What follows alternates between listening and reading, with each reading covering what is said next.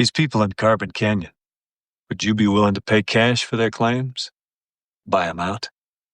Well, hell, I'd do anything to prevent bloodshed. How about $100 a head? How about 1,000? I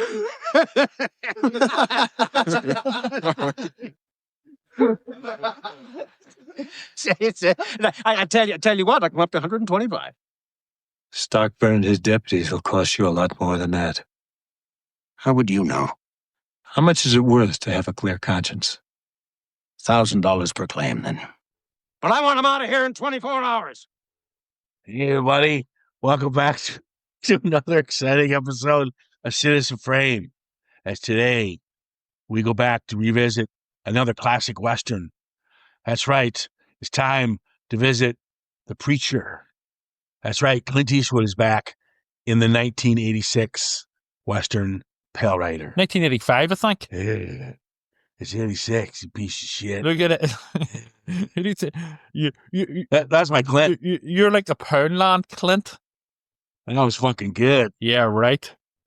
Hey, you piece of shit. Yeah. You thought he was fucking here, didn't you? Oh, yeah, absolutely. You know, I mean, it was, I thought he was just sitting here beside me. It was so convincing, you know? Fucking right it was. Fucking right. Hey, Trevor, you fuck. What? I'm gonna fucking kill you. Aye, right. No chance. That sounds like Mike Frankenstein. Yeah, you sound like you got a really bad throat. We're here to talk the 1985 Pale Rider. So it is 1985 now, right? Cool. I said that at the beginning. You're right.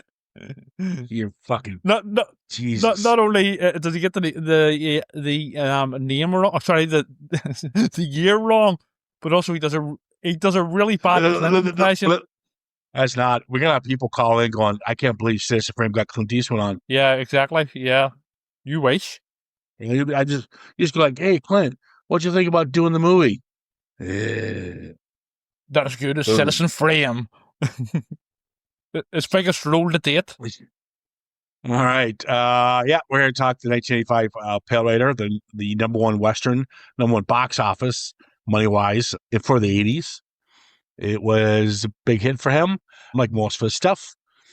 And it's the first time he was back on the horse, or a Western, I guess you can say, 9-year gap.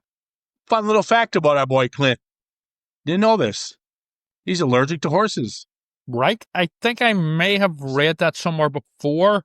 So there's a reason why you always see him. He's rarely seen in close-up shots while on horseback in films. Yeah, it's obviously a stuntman.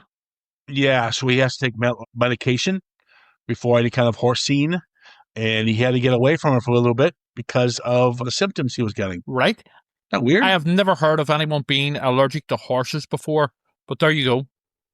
All right. There you go. Clint, man, of all people, Clint. I know that. I know. Maybe it's the horse hair. It's a bit of a letdown, to be honest. You know, the man with no name. he's afraid and allergic of horses. See, it's fucking even better. He's like, I'm gonna sneeze a lot, but I'm gonna ride that horse and do some killing. Well, it would be an easy way to take him down. Just like sort of make a horse run in front of him, or go anywhere near close to him. You know. Well, that explains what happened to him in Unforgiven when he got the flu. Yeah, exactly. Yeah, it wasn't really the DTs. All right, we got Clint's back as the Preacher. We got Michael Moriarty as Hull, Kerry Snodgrass as Sarah, Sidney Penny as Megan, Chris Penn. Always like to see Chris Penn. Sad he died so young. Fucking drugs. Yeah. Plays Josh. Love Richard Dysart. Boy, he's Coy Lahood. Yep. And our boy, you can call him Jaws, but for this film, we'll call him Club. That's Richard Keel. Always likes to see him getting parts. Yeah, he just passed a couple of years ago as well. Exactly. And long time buddy, and a long time, well, he's in all pretty much most of his films, Doug McGrath as Spider. Yeah. And the really creepy looking John Russell as Stockburn. Mm-hmm. Quite a simple film. When you watch it, I think Clint will even back this up. It's pretty much a retelling of two films. High Noon meets Shane. Yeah. Definitely got Shane It's vibe in this one. It's very much a sort of a generic Western story. Stranger comes to town, townsfolk are in trouble, a stranger helps him out, kills the bad guys, and there's a sort of standoff at the end.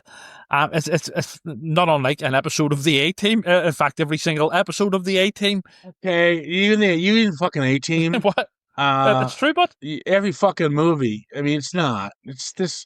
People really listen to you comparing movies to the A-Team. I'm Like, talking really? Fucking about really? the basic plot. I mean, can you get something else, man?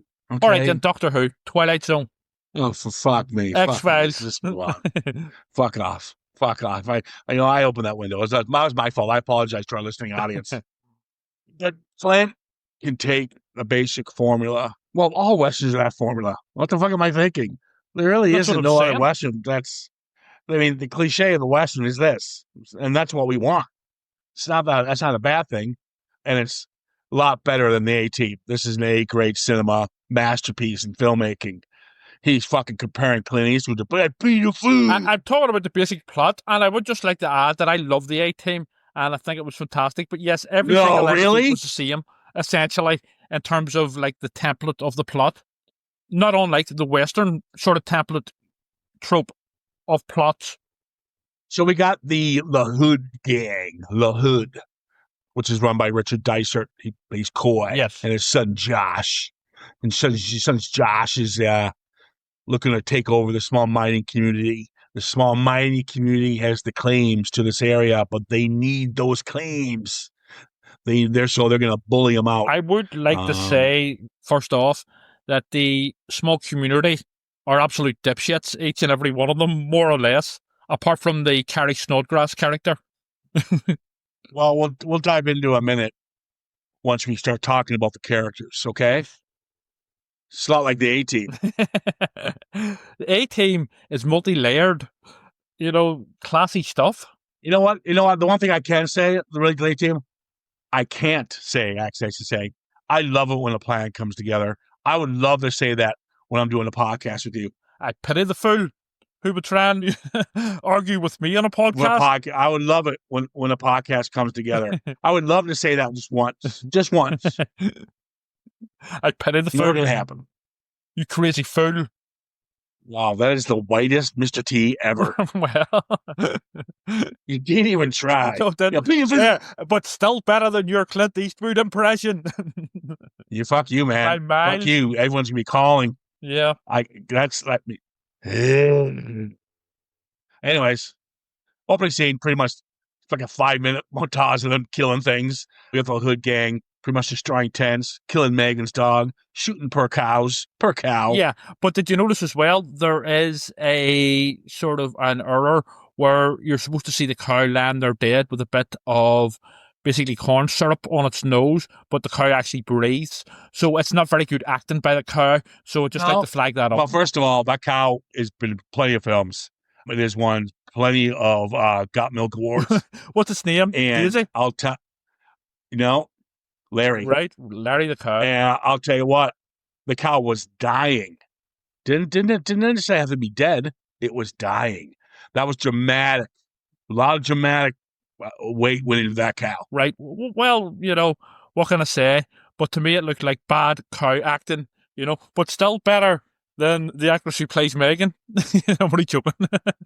Actually, some of the sort of the people of this community here, they actually genuinely, whenever I was watching it, reminded me of Deputy Andy, the dopey cop in Twin Peaks. They are dipshits, let's be honest. So they need help. It's pretty much a simple story. How the A-Team. And I do like the fact where they always pepper a little humor in this one. Where Unforgiven is pretty much straight. Oh yeah, it's very gritty. This one peppers some good. Peppers some good humor, which most of his films do. So this is taken more in vein of the Clint Eastwood style, where Unforgiven kind of drew from that. So it was nice to go back to revisit that. Some of the tongue in cheek. There's a funny scene where Hall's going back into town, and clearly something happened to him when he went there last. And one of the dumb sons of Spider goes, "You going to town?" He goes, "Yeah." "Ain't that kind of dumb what happened last time?" And then he just ignores him, walks on. And then the other dumb son comes up to him. Where you going? Into town? Ain't that kind of dumb for what happened last time? Well, you know you're doing something Um, stupid when Spider's stupid dipshit sons are calling you out on it, you know? But here we come. He's going to town. He's got his goods. I do like the shop owner and the wife. I think they're very good characters. They're a small part, of course, but they're just planted there to show what these merchants were there for. They're there to help everybody, and they gave them carte blanche to grab what they needed from the store. They'd have to pay it back, but there was some really clever dialogue between Hull and the shop owner and the wife, and just about what the community would do to help these folks, find their riches. They're there for basically exposition to sort of set up what's happening with the town and this community. Well, yeah, but there's more to it than that. It's more, in a sense, it's an exposition. It's more of back then that a lot of people had each other's backs, including store owners and merchants. Not all of them were going to be, the Lahoods.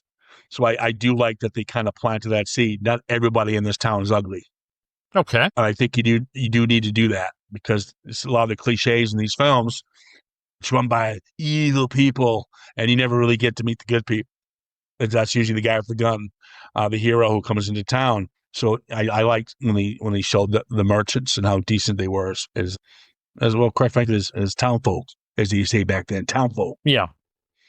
So dipshit Hall goes in, gets his ass kicked, like he had any chance with these bastards. Yeah, he deserved it because he was told by two fellow dipshits not to go into town, but he went in anyway, and he got his shit kicked in with sticks. I will say this. For a guy, the guy's kind of quite arrogant considering he's a pussy. Yes, he is. Yeah. Even though I did like the scene when he's talking to the merchant, he was kind of being smart ass with him, not in a mean spirited way, but at the same time, it's like, really, you got the balls to do this? Because you're about to get your ass kicked. About 2 seconds. I actually think he is a very well rounded character in terms of the writing of the character and also the way it's played, because although he's quite annoying, yes, there is a certain arrogance about him, and he's sort of he's a weak man, but he's sort of trying his best to impress the woman he loves and stuff, and eventually he does have an arc, and he does sort of go full circle, and yeah, I think it's of all the characters that Clint's not going to have one. Mm-hmm. We don't know who this guy is. What Clint's playing Clint, yeah, and that's fine. That's what we want. But the one who gets there's really, really only one character who needs the arc here, and that is Hulk. Yeah, and he gets it. So yes, and he does get it. But now, so I love when they introduce him. Clint, he comes in like a ghost.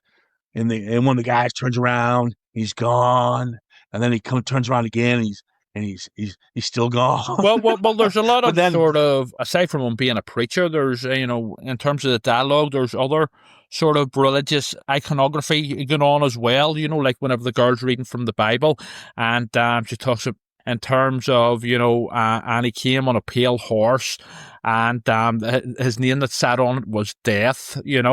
So that's the way he sort of comes into town, from the Book of Revelation. Well, the film was called Pale Rider because of the 4 horsemen of the apocalypse. As the pale horse is Ghost Rider, he represents death. Yes. That's who Clint Eastwood's supposed to represent. That's why it's called Pale Rider. Yeah. When Hull gets attacked, and then Clint shows up, right?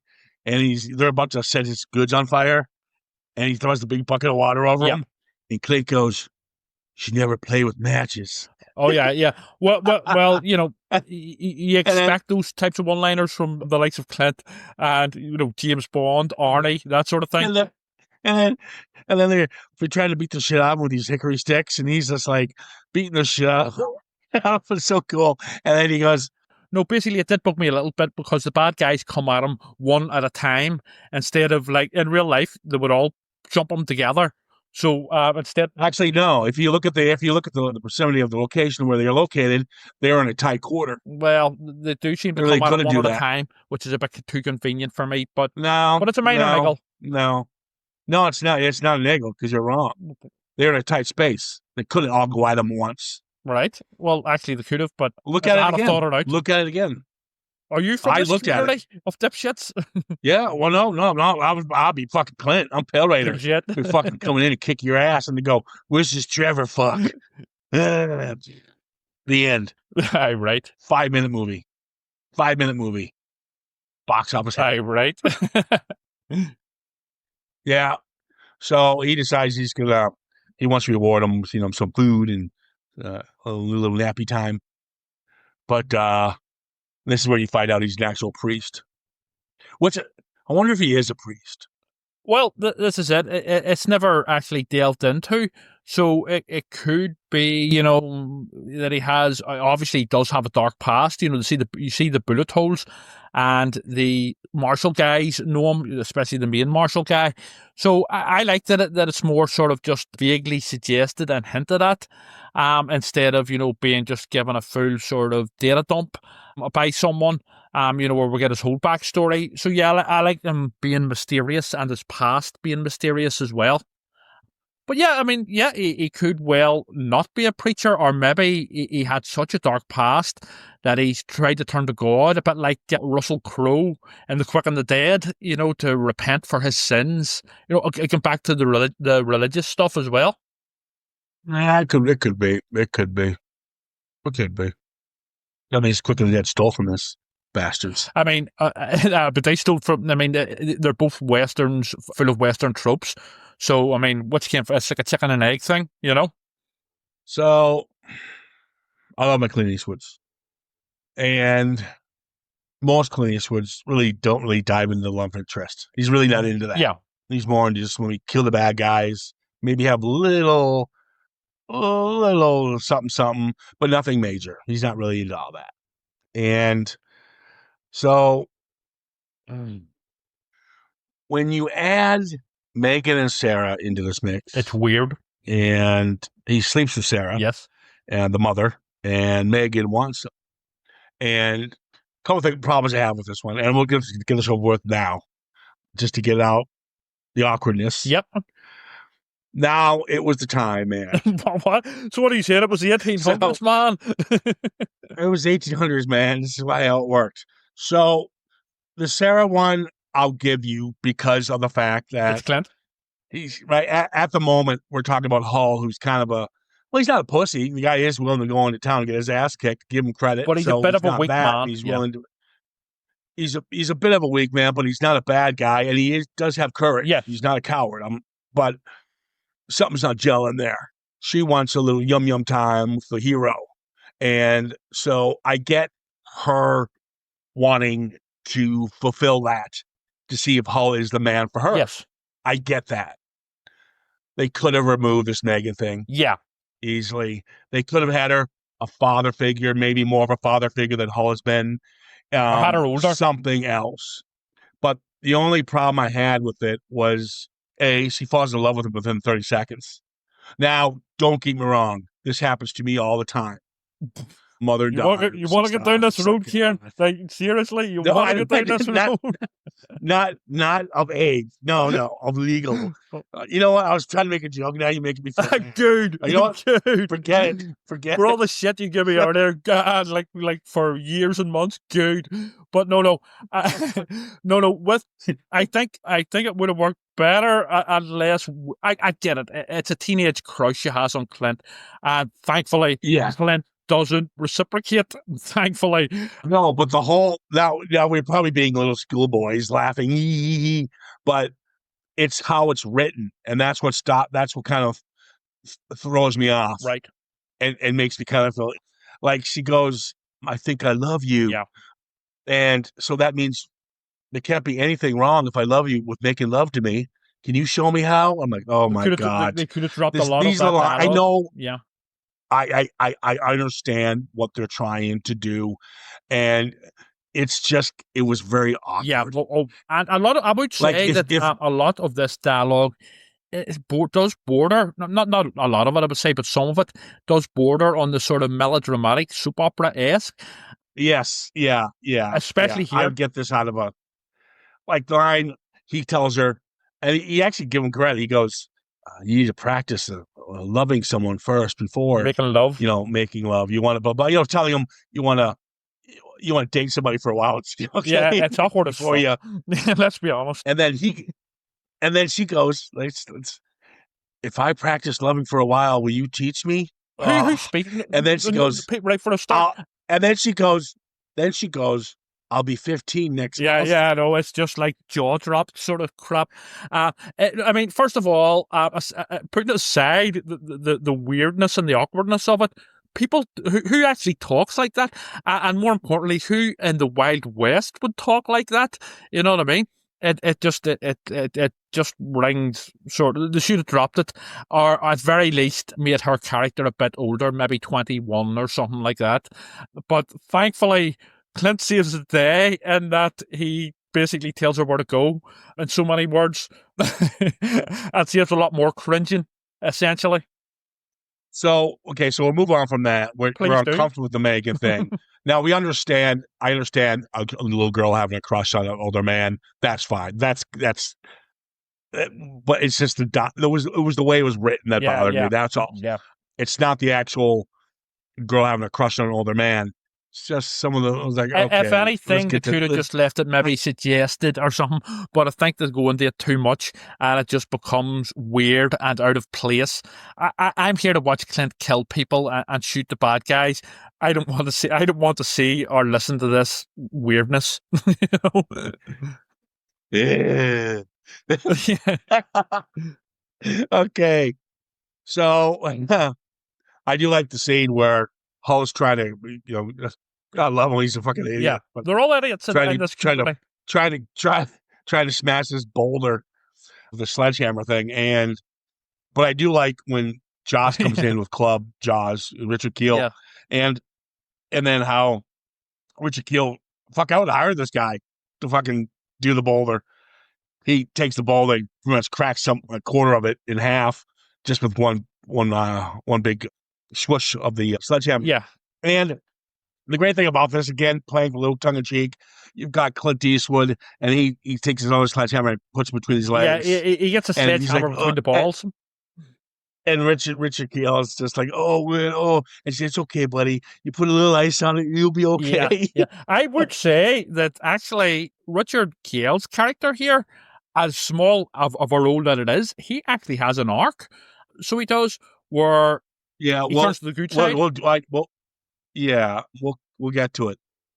So anyways, but this scene is actually pretty decent because they all see a big chunk of the rock has been taken off, and now they're all teaming up to get the boulder. Yeah, to crack the boulder. There is some.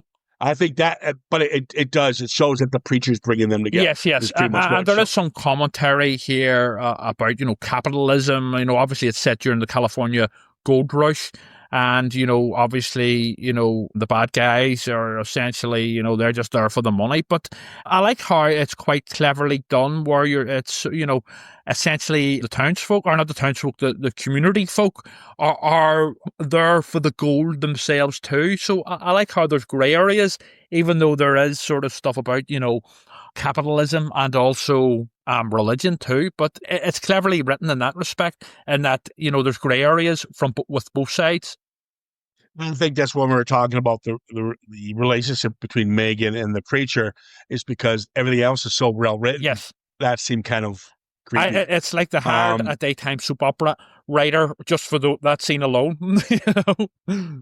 Yeah, I do like the scene where he goes back into town. And Lahood wants to speak with him. Yes. And he's trying to bribe him. And Clint just sits there. Doesn't say anything. Just Clint. Yep. And he hates it. The less he says, the more pissed off Lahood gets. Yeah. Cracks. And he finally loses it. And he goes, I'll tell you what, you've got 24 hours to pack up and leave. Yeah. And any blood spills, it's on your hands. Mm-hmm. And the minute he says that, he does that Clint stare. Yeah. Clint just he's drinking, he's having a drink or something. And he lets the glass down and he just stares right at him. And you can see Richard Dysart, who played it really well too, just like, oh, fuck. It's a go okay. ahead, make my day punk stir. Yeah, exactly. Stare, dude. Yeah. And right there, then he tells him, he goes, Stockburn's coming. And Clint at this knows who Stockburn is. Yes. And he's trying to, it's a nice scene when he's trying to bribe them. He goes, I'll buy their claim each for 100 a head. And he goes, if you're going to call Stockburn's men, he goes, how about 1,000 a head? He starts laughing. And Clint goes, well, if you're going to call Stockburn's men, they're going to cost you more than 1,000. Yes. Yeah. So 1,000 a claim. And actually Stockburn agreed. I mean, what's his name? Lahood agrees to doing that. Yeah. Mm-hmm. That's it. And that's, again, I like the scene where they go at the fire, and this is where they all discuss, do we take the $1,000 or do we take our chance and fight against Stockburn and the 6 deputies that are supposedly coming? Yeah. Mm-hmm. Mm-hmm. But I don't know what I would have done, to be honest with you. No, it's a good dilemma. I would have liked to have seen this play it up more. Again, I'm sort of nitpicking in a way, but I do think overall with this, I would have liked to have seen more tension, essentially, and more drama in terms of, the dilemmas that we have, and such, with some of this, people of the community, maybe going against each other, and some of them wanting to take the money and run, and some of them want to stay and fight and stay for the gold, so. Yeah, there is. I would like to have seen more tension and drama overall, but especially with this part of it. Well, I think what really the reason they're setting this up is because the preacher, after he has the little fallout with Megan, he disappears. We all don't know where he went. We know he's coming back. He's Clint. But there's a great scene where Sarah confronts Hull and goes, you're a fucking idiot. Why? Because now the preacher's gone. You held them. They all thought we had him. Yes. We had the preacher. We had the savior. And now he's gone. You really think you can go after these men? It is a great, once you take out the hero, what are these people going to do? Yeah, they're back to square one.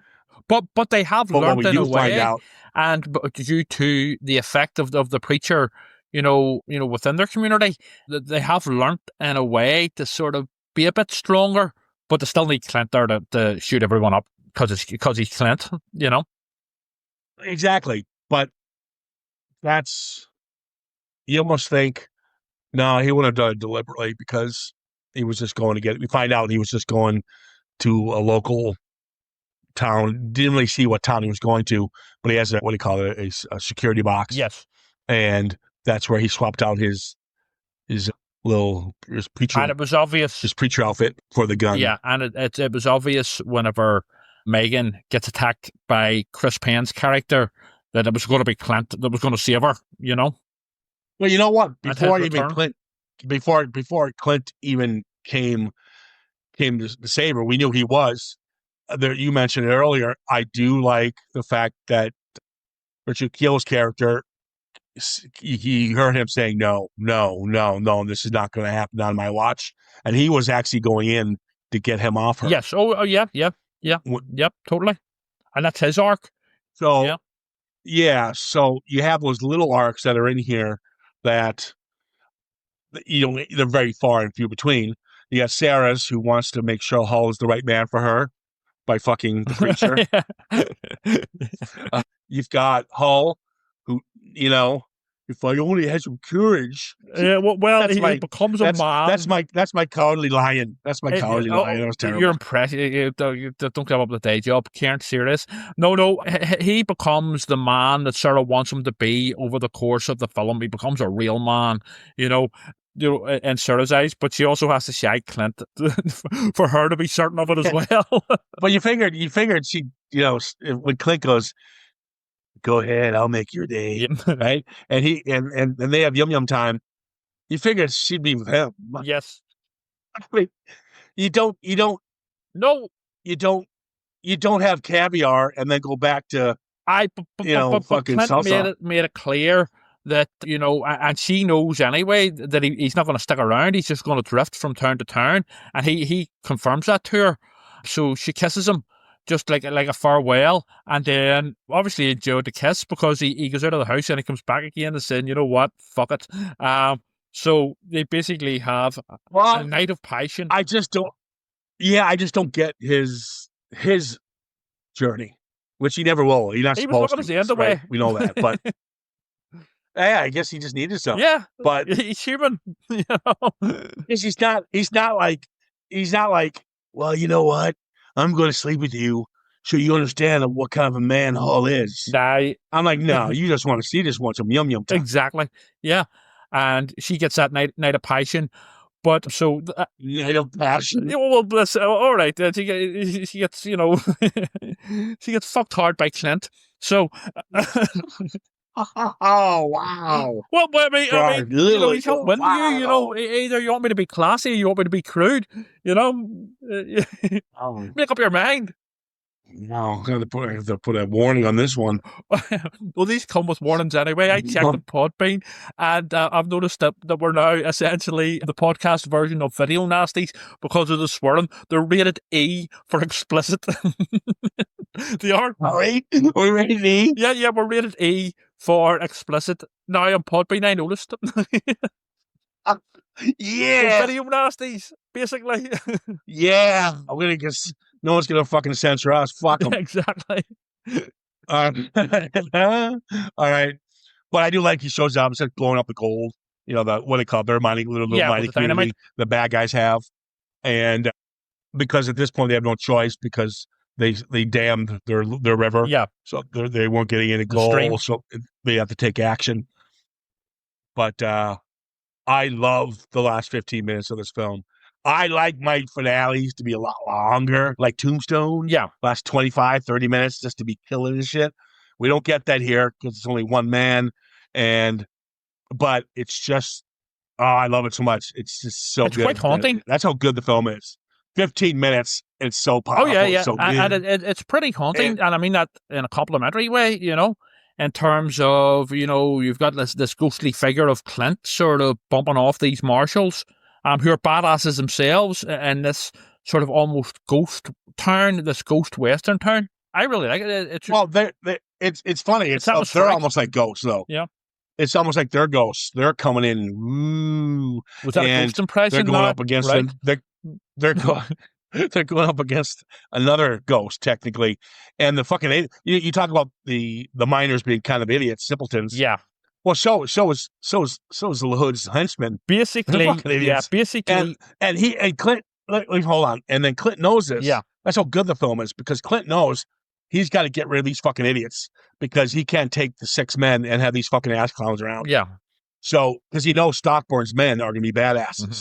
So he needs to get rid of these fucking idiots. And it's a great scene. He's sitting there just drinking his coffee, and they all go in, guns blazing, wasting the bullets, and he just sits there and he goes, "Y'all done?" And he just pops out of the side. Yeah.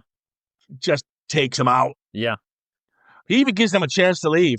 2 idiots run, but the rest is everybody in this film is an idiot apart from Clint. And, you know, it's a Clint film, it's a Clint Western, so you're sort of expecting that a good bit. You know, it does exactly what it says on the tin.